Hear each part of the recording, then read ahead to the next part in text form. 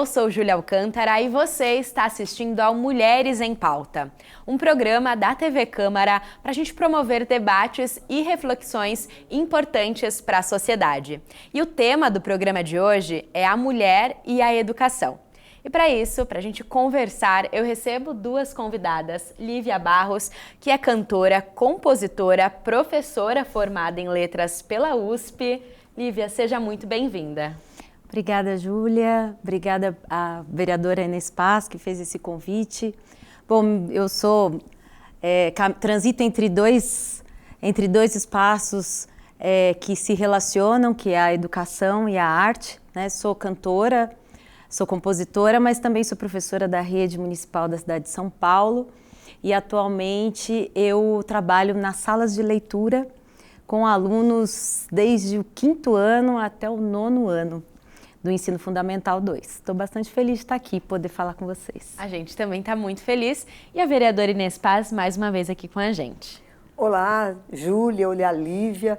Depois de uns 3 meses, acredito que a gente ficou longe aqui do Rede em Pauta, das Mulheres em Pauta, e hoje nós estamos aqui com muita satisfação e alegria de estar conversando tanto com a Lívia, que é, né, um exemplo de luta na resistência, e também é importante que nós estamos no mês de novembro, e o mês de novembro ele tem um significado muito grande, né, para a negritude, e eu espero que a gente faça aí uma boa conversa a esse respeito. Com certeza faremos. Bom, para a gente iniciar, Lívia, eu queria que você voltasse um pouquinho lá no início da sua trajetória. Como foi, né? Você já sempre se interessou pela arte? Foi natural para você? Como tudo começou?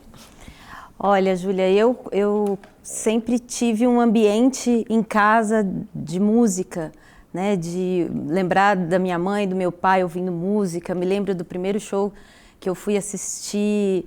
Era do Paulinho da Viola, eu tinha uns 10 anos e eu fiquei muito encantada com o Paulinho da Viola, todo de branco ali no palco do Tom Brasil, né, antigo. Então, eu fui criada num ambiente da música, né? Então, embora meus pais não sejam artistas nem músicos, mas foi importante porque essa relação minha com a arte, ela se estendeu para a minha profissão mais tarde, porque eu fui fazer letras. Sempre gostei muito de literatura e percebi que na escola, na prática do nosso cotidiano, na educação, a arte ela precisa estar, né? A cultura, a arte. Então, essa infância que eu tive muito ligada com a valorização, né, da música, do teatro, do cinema, e isso foi se refletir lá na minha prática na educação. Me tornei professora, fui professora da rede estadual, e agora estou na rede municipal de São Paulo, mas a arte nunca saiu de mim como professora, sempre está lá nas minhas práticas. Certo, e faz toda a diferença, eu tenho certeza. Eu espero que sim. A gente vai colher esses frutos, né? Nesse período mesmo, a gente está trabalhando bastante, né, com as questões étnico-raciais na escola. Eu acho que a escola vem passando por algumas transformações, por novas gerações que vêm vindo com novas demandas e debates que são pautados por pessoas da política, né? Como a nossa querida vereadora, que está aí nessa luta, na resistência por um debate de gênero, de raça, de classe. Então, acho que essa chegada, né, dessas discussões na escola, ela foi muito produtiva, né? Então, agora sim, a gente começa a pensar em colher os frutos de uma nova escola mais inclusiva, né, mais humana, mais ligada a todas essas questões que são tão importantes no momento atual, né? Sim, muito bom saber disso. E a vereadora é uma defensora da educação, também da cultura e da arte, né? Como você enxerga a importância de levar a arte para dentro da sala de aula? Fundamental, e é uma pena, eu estava ouvindo agora a Lívia falando,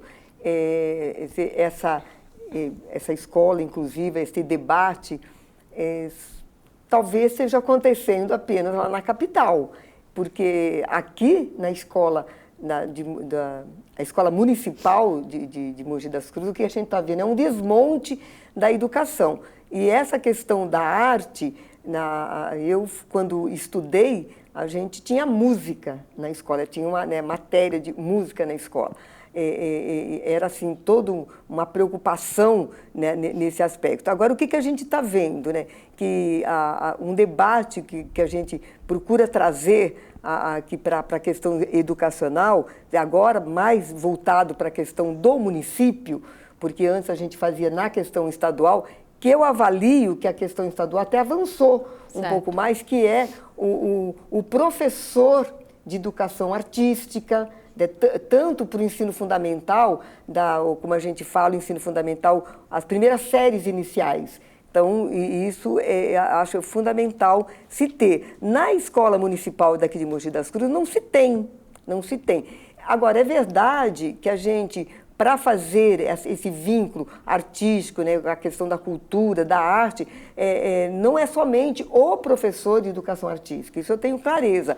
É preciso você ter um projeto educacional, né, um projeto político-pedagógico dentro das escolas para ter esse desenvolvimento. Mas eu estou sentindo que isso está sendo esvaziado, né, pelo menos na escola estadual. Está sendo bastante sucateado, os valores. Então, a gente tem assim, alguns profissionais que desenvolvem isso, né? Então não podemos como fazer uma régua com todo mundo. Mas o que eu não vejo é uma preocupação de estar colocado dentro do projeto político-pedagógico das escolas, dentro do plano municipal de educação, do plano estadual de educação, essa preocupação das atividades no cotidiano, porque ele pode até estar lá colocado como uma meta, como uma diretriz, mas depois no cotidiano isso não é colocado. Mas a gente sente, isso eu sinto, que quando você tem professores que se envolvem, né, que trazem a discussão do tema, que nem nós estamos falando hoje, claro que esse tema não tem que ser discutido só no mês de novembro, mas quando trazem uma diversidade para dentro da escola, através da música, através da dança, os alunos aprendem muito melhor. Isso eu sinto. Sim. E a senhora diz isso, né? Seria mesmo uma iniciativa do professor. A senhora enxerga dessa forma. É uma paixão do professor aplicando do que realmente como ensino geral da escola. Isso. Atualmente, é claro que eu estou fora da sala de aula, né, desde agosto de 2018. Mas quando a gente vê, conversando com alguns professores, a gente vê que é mais uma iniciativa individual, não é como um projeto da escola, entendeu? Como um projeto da escola. Então, que tenha que ter já no planejamento, quando vai fazer o planejamento do começo do ano, você fazer essa interdisciplinaridade. Isso não, ainda eu avalio que na educação como um todo não tem essa preocupação, mas tem questões isoladas, isso é verdade. Certo. A vereadora falou também da importância da diversidade, né? E a gente sabe que a música, a dança, reflete muito o que os povos passam, né? A cultura realmente de um povo. Você vê isso sendo realmente falado pelas crianças? Porque você disse que as gerações estão mudando também. É interessante a gente olhar para essas novas crianças. Eu acho que não tem como ignorar que há uma mudança, né? Há alguns anos a gente não tocava no assunto, por exemplo, do feminismo, né? Em nenhum espaço não se discutia muito isso, embora as lutas das mulheres já estivessem acontecendo. Assim como a questão racial no Brasil, ela também demorou muito a ser discutida na escola, né? Claro que eu concordo totalmente com o que a vereadora nos disse, porque o meu plano de carreira, por exemplo, na Prefeitura de São Paulo, ele é fruto de um trabalho da Luíza Erundina, né, do governo Luíza Erundina, que tinha como secretário de Cultura Paulo Freire. E isso é totalmente significativo, né? Por isso há um fortalecimento de algumas pautas que vêm sendo construídas. Lógico, muitas vezes o professor está solitário em outros espaços, né? Ele está solitário nessa luta e isso não pode acontecer, tem que ser uma política pública que abranja uma quantidade maior de pessoas. Mas não tem como ignorar, né? Quando você chega na escola hoje, no lugar onde eu trabalho, na Zona Leste, na extrema Zona Leste de São Paulo, no bairro do Jardim das Oliveiras, na MF Vicente Amato, você vai encontrar muitas meninas que usam o Black Power, meninos que se veem como negros e cultuam, né, a importância de ser negro, a valorização de ser negro, as discussões das populações LGBTQIA+. Então há uma mudança, há uma demanda para que a gente discuta. Não tem como ignorar mais que essas crianças vêm de novas gerações que estão muito mais ligadas, porque se de certa forma a internet ela ampliou a possibilidade de construção de notícias falsas e uma série de discursos de ódio, ela também possibilitou um lugar de fala a todas as pessoas. Porque a gente não tem mais só um veículo de comunicação, né? A gente tem vários veículos de comunicação. E as crianças produzem muita coisa, né? Quando se diz, não, mas a periferia não discute. Não, a periferia discute sim. A periferia está fazendo slam, está fazendo sarau, está fazendo rap, está fazendo debate. As associações, né, de bairro. Então, os grupos se organizam para pautar questões importantes. Então, essa mudança, ela não tem como negar, né? Não se pode frear o resultado das transformações do mundo. Sim. Né? Que vem aí, a gente pensar no século XX, no início do século XXI, como um tempo mesmo de mudança, né? De pensamento e comportamento. E vem tudo, né? Vem os problemas e também as possibilidades de debate. Certo. E aí você falou um pouquinho do seu trabalho. Conta mais pra gente. O que acontece na sua sala de aula? O que as crianças estão produzindo? Olha, eu me guio muito pelo currículo, né, da Prefeitura de São Paulo. E na sala de leitura a gente tem muita liberdade para tratar dos temas que estão no currículo. Eu estou estudando literatura negra no mestrado e a prática de ensino de literatura negra ela acontece bastante na minha sala de aula. Então a leitura de autores importantes como Luiz Gama, Carolina Maria de Jesus, todas as poetas contemporâneas da cena da literatura negra, da poesia negra. E o que acontece é que as crianças se veem representadas, né? De repente a criança perceber que o Machado de Assis era um homem negro, sendo um homem brilhante, e que elas podem se reconhecer nesse personagem da história, que é excepcional, é muito importante, né? Porque a escola, por muito tempo, ela fala de um mundo em que as crianças que estão na escola pública, majoritariamente negras, elas não fazem parte. Muito distante. É muito distante. E isso é uma porta, porque a literatura ela é uma porta que se abre para milhares de outros mundos, né? A gente não está falando de apenas estudar ler um tipo de literatura, mas abrir uma porta na medida em que as crianças se reconhecem. Sim. Olha, eu vivo isso, eu sou isso também. E aí a literatura ela tem essa função, esse papel maravilhoso, né? Como Antônio Cândido fala, de fazer existir. Né? Para além do bem e do mal, ali na literatura as pessoas se reconhecem e existem, né? Sim, então até é muito me importante. emocionei com a sua fala, porque infelizmente as pessoas que já se reconheciam nesses livros, nessas obras, às vezes ainda não enxergam a importância de se reconhecer. Então vamos reforçar, né? Como isso reflete nas suas crianças? Eu acho que a mudança de comportamento, de comprometimento, né? Eu, trabalhando em sala de leitura, trabalho com empréstimos de livros, né? E eu talvez em muitos anos de sala de aula, eu nunca vi as crianças lerem tanto. E aí a gente ouve, né? As crianças não leem mais, as crianças não leem. Não é assim, né? Isso é mais um senso comum. As crianças estão lendo sim, elas leem de gêneros diferenciados. Elas têm bastante interesse pela leitura, elas usam a leitura para fazer as discussões, para interpretar, para criar, para escrever, né? Tem uma prática na minha sala de aula que é um caderninho, de um diário, assim como o diário da Carolina Maria de Jesus, de Anne Frank. Elas escrevem coisas no seu diário, né? Que elas querem me contar de alguma forma, e esse é um diário secreto. Então eu guardo na gaveta, leio e depois chamo para conversar, para que ela possa ter ali um espaço de afeto também. Então acho que as crianças terem vontade e necessidade de escrever para além da leitura é produzir cidadania, né? Que a gente tome para si as questões da discussão, as questões políticas, e a gente tenha repertório para isso, né? É muito importante que a gente ofereça para as crianças um repertório para que elas possam, dentro do universo delas, agir, né? Então, acho que isso é fundamental, isso está acontecendo. Eu acho que não é uma luta ganha, a gente tem muita batalha, a gente tem muitas crianças que ficaram fora da escola na pandemia, sem acesso à internet, com muitas dificuldades financeiras. O Brasil passou por um período terrível para os mais pobres, né? Mas há muita luta e muita coisa boa acontecendo feita, também. Né? É bom olhar para esse lado também, né? Bom. Diante de tudo que aconteceu nesses últimos anos. E, vereadora, a Lívia falou um pouco sobre representatividade, né? Sobre a importância dessas crianças se enxergarem. Como a senhora também avalia nesse sentido?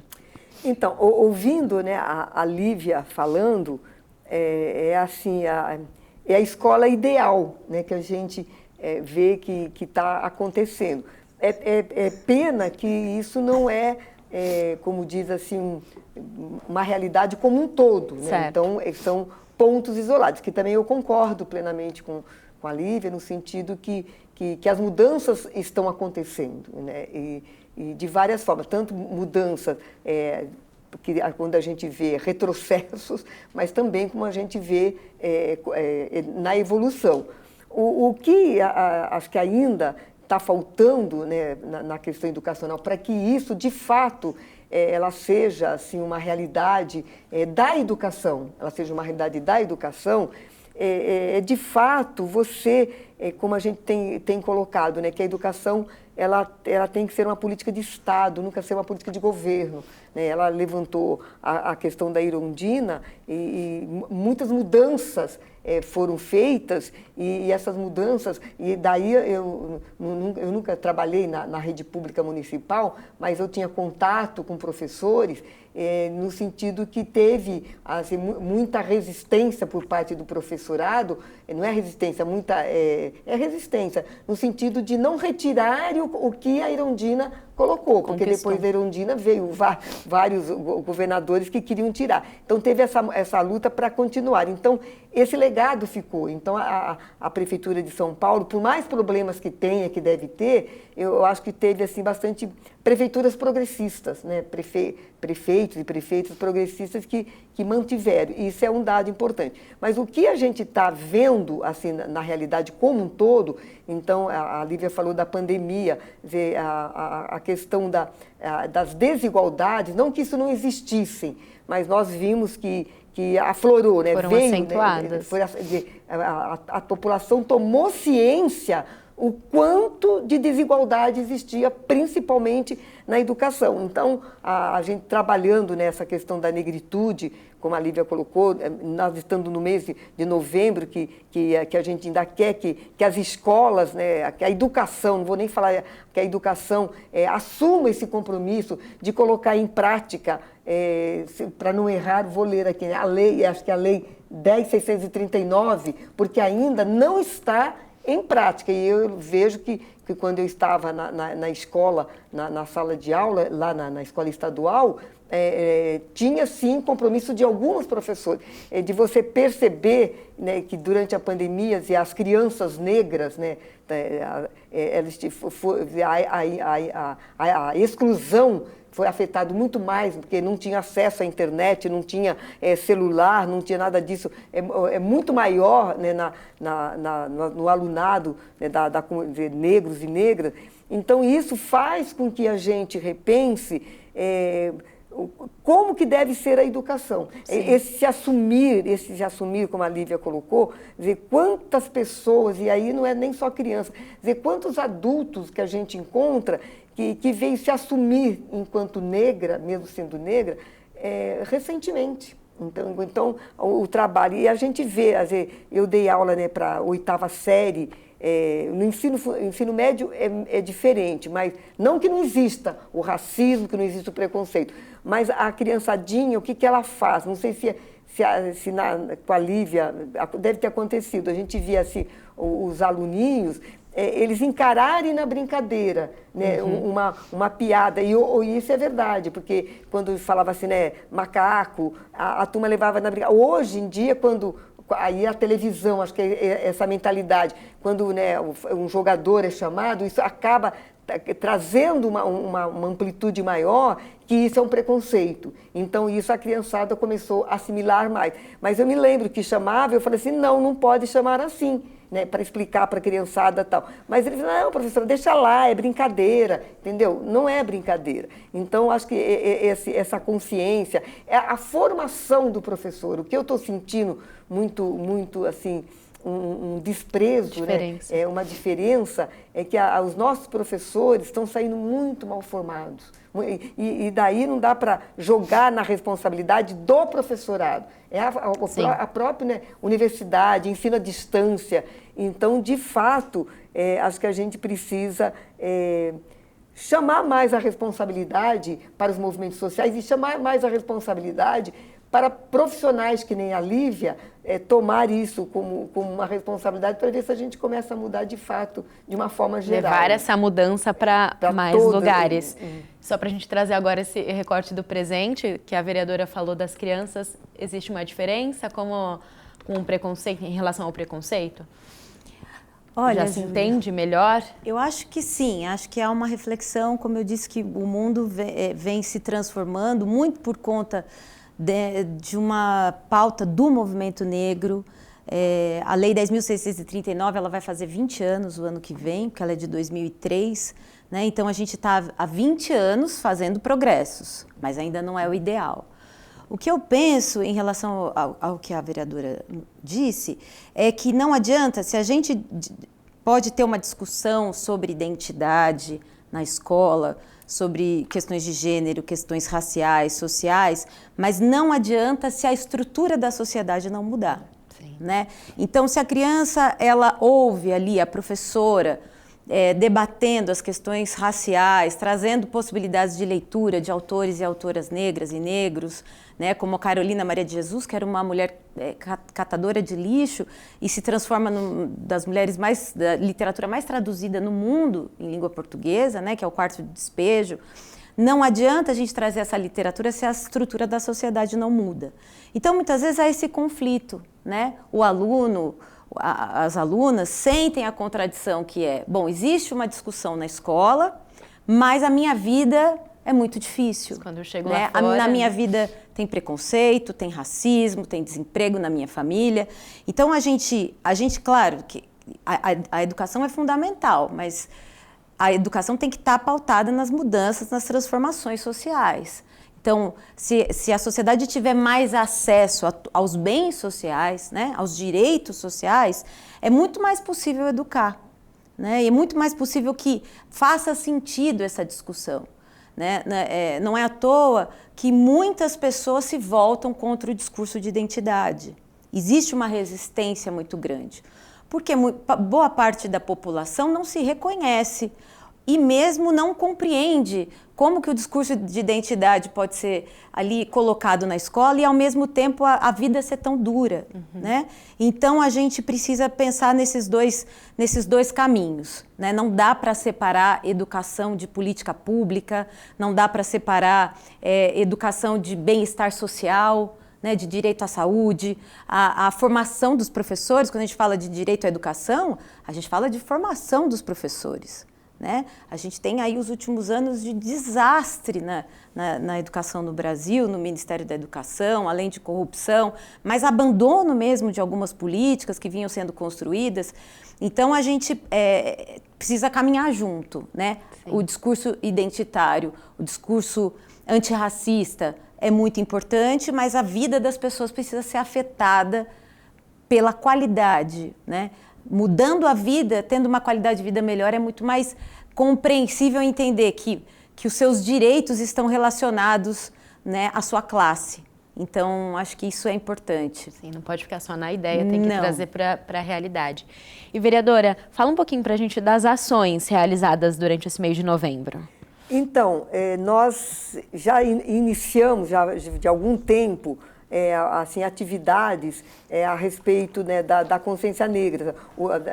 da sociedade, até a gente entender por que não se valoriza o 13 de maio, mas valoriza o dia 20 de novembro, porque é aí toda uma luta de Zumbi dos Palmares, a Dandara. Então, esse trabalho a gente vem fazendo há algum tempo, cada vez mais nesse tipo de mudança, a gente está incorporando e fazendo modificações, levando um pouco, ampliando um pouco mais esse debate. Eu acho que isso é importante. Então, foi realizado, realizado no dia 20 de novembro, que foi, domingo passado, a marcha que nós fizemos, lá da praça do Largo da Feira de Brás Cubas até a Praça Zumbi dos Palmares, que é lá em Brás Cubas. Nós fizemos também a abertura de uma exposição, a primeira exposição na Câmara Municipal, da exposição aí Dandara e Zumbi, para a gente, para a população ver os artistas mogianos, que tem os artistas negros, as mulheres, a produção deles. Então, a exposição vai até o último dia de novembro. E também no dia 26, que acho que é o último sábado de novembro, vai ter uma atividade cultural lá no Lago do Rosário, que a gente estamos convidando artistas de Mogi para fazer assim várias apresentações. Então, cada ano está se ampliando mais. Mas é fundamental, isso que a Lívia colocou, é que a gente faça essa associação. Assim, antes de me esquecer, é o primeiro ano que o dia 20 de novembro é feriado aqui na cidade de Mogi das Cruzes, é uma conquista, e a gente precisa trabalhar, por que do feriado não fazer como as pessoas falam, mais um feriado, não, é um feriado de resgate, a história aí de toda a escravidão que o nosso país vivenciou e ainda vivencia. Então, acho que é importante registrar isso, mas é preciso, de fato, a gente avançar com essas políticas públicas inclusivas, para que tenha, de fato, cidadania, não apenas naquele momento da educação. E outra tarefa, daí é uma tarefa, enquanto vereadora, da gente colocar, isso nós estamos atentos, no Plano Municipal de Educação, não ter a diretriz, mas a questão da prática, da concretude da lei. E isso a gente, nesse plano municipal, nós vamos estar atentos para que tenha, de fato, ações e se cumpra no seu dia a dia. Então, acho que foi assim, um avanço do que está acontecendo aqui na cidade de Mogi das Cruzes. Muito bom. Já chegamos ao final do nosso programa, passa bem rápido, mas eu não quero deixar de falar também do seu trabalho como cantora, O grupo Dona da Rua, que também fala sobre a luta feminina. Então, conta um pouquinho pra gente, rapidinho, antes da gente finalizar. A gente acaba de lançar um disco, um álbum, e se chama Samba Revolução, É um disco todo feito com composições de mulheres, na maioria composições nossas, do grupo Dona da Rua, e a representatividade está lá, somos todas mulheres tocando e produzindo. A Elô Ferreira no violão 7, a Juliana Cardoso no piano, as percussionistas Simone Gonçalves, Monalisa Madalena e Mônica Trindade, vocais também mulheres, Elô e Estela Paixão. Então, é um disco produzido aqui na cidade de Mogi das Cruzes, no estúdio municipal, e totalmente feito por mulheres, desde a produção, os arranjos, e até o trabalho final, Então, para nós, isso é muito importante, que a gente ocupe um espaço não só da composição das músicas, mas um espaço também que antes era apenas reservado aos homens, de produção, de construção, elaboração de arranjos. Então, esse é um trabalho que vem sendo construído há alguns anos, desde 2018, mas de luta mesmo para que as mulheres possam ocupar todos os espaços da produção musical, da composição do que é um disco, Certo. Então, eu convido vocês para ouvir o Dona da Rua, o Samba Revolução, em todas as plataformas Muito bom. digitais. Então, só procurar por Dona da Rua. Dona da Rua, Samba Revolução, estaremos lá. Muito bom. Chegamos ao fim de mais um Mulheres em Pauta. Foi um bate-papo incrível. Aprendemos muito com você, Lívia. Muito obrigada pela sua participação aqui com a gente hoje. Obrigada, Júlia. Obrigada a você. Obrigada, vereadora, por mais uma vez compor o nosso programa. E até a próxima, com mais uma novidade aqui no Mulheres em Pauta. Com certeza, a gente ainda tem muito o que conversar, né, vereadora? Obrigada a você que nos acompanhou até aqui. Até a próxima. Tchau, tchau.